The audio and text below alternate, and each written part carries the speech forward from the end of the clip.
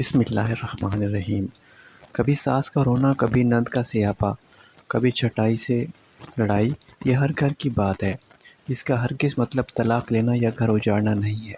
کم عمری میں ہی میرے سر کے بال سفید ہو گئے۔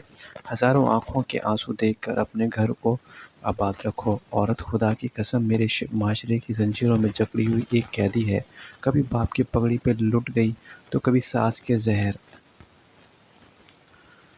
وہ شکل سے شریف گھر کی بیٹی لگ رہی تھی۔